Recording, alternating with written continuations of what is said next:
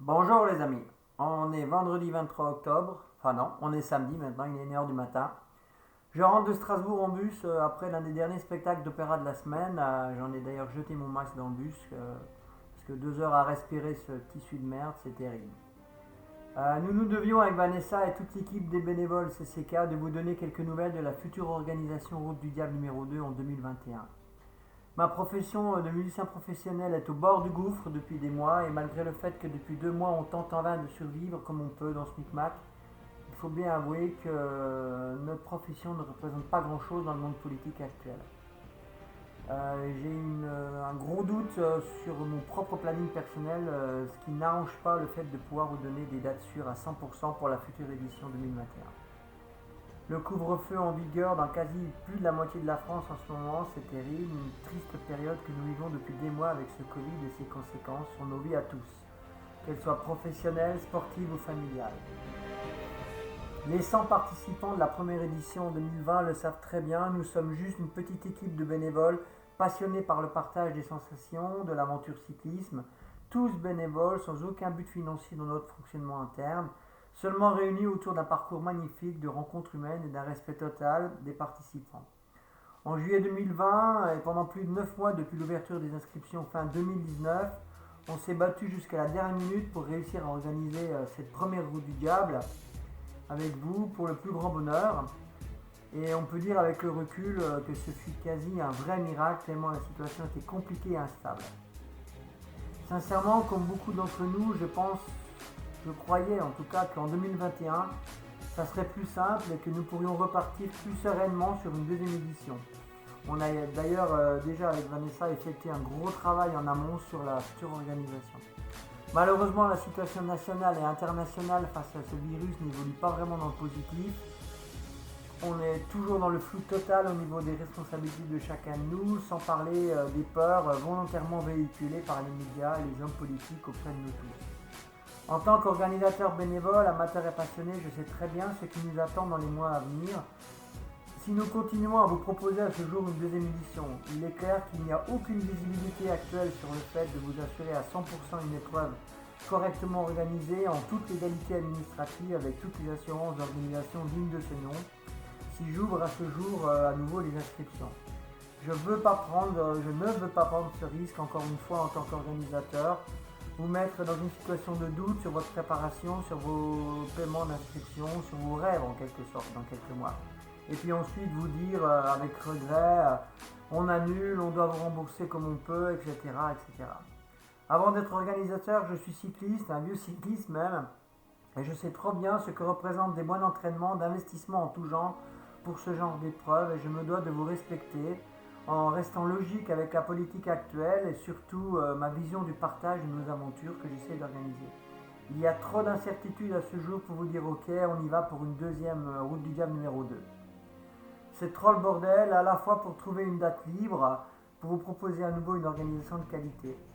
Notre concept d'organisation, par son concept de ravito tous les 400 bornes, un parcours aux petits soins, engendre une bonne vingtaine de bénévoles, plusieurs mois de travail en amont, plusieurs équipes de véhicules.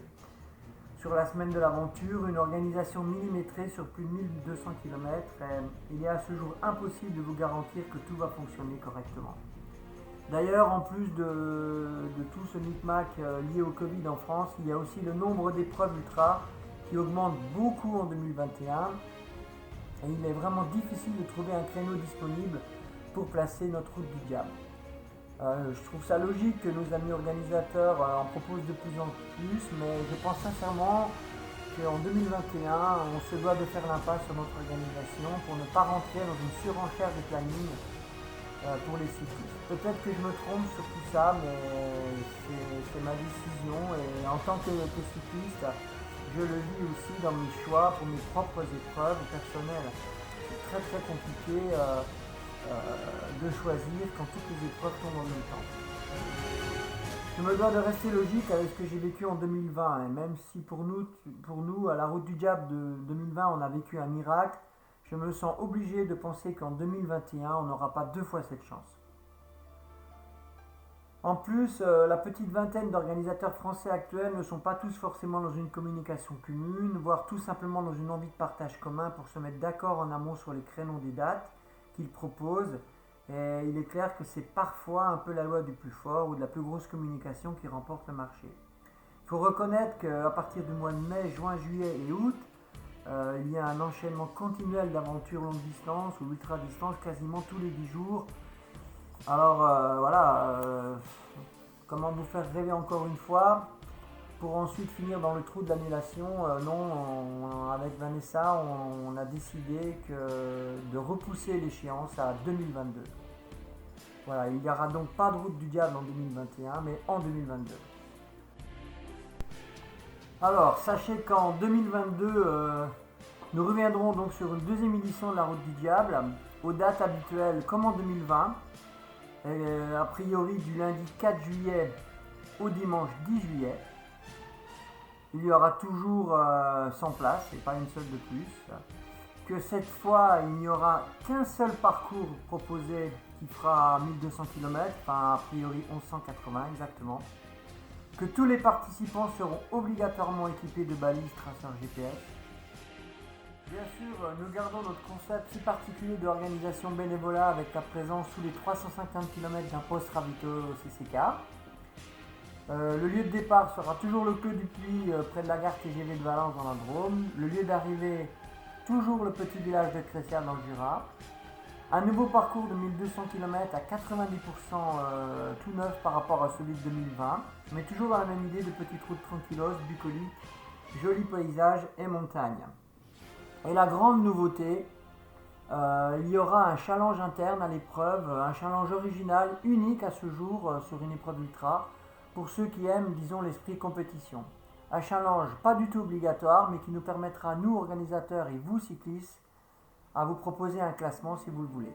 Alors les amis, courage à vous tous, prenez soin de vous. Bonne chance à mes amis organisateurs 2021, que ce soit Axel, Steven, Luc, Xavier, Andrea, Jean, Pierre, Sophie, Stéphane, Michel, Romain et encore bien d'autres. Nous sommes désolés mes amis, mais il faudra attendre novembre 2021 pour une inscription à la route du diable numéro 2 et juillet 22 pour retrouver les Bridou sur la route. Je mettrai le site officiel à jour dans quelques jours et tous les participants 2020 le recevront recevront ces infos par email. Parfait. Voilà, on vous embrasse, amitié à tous. Ciao les Bridou. Alors pour la petite histoire, toutes les images que vous voyez sur cette vidéo sont des routes où j'ai posé mes routes vélo ces dernières années. Bien sûr que c'est mes photos personnelles. Voilà, à bientôt.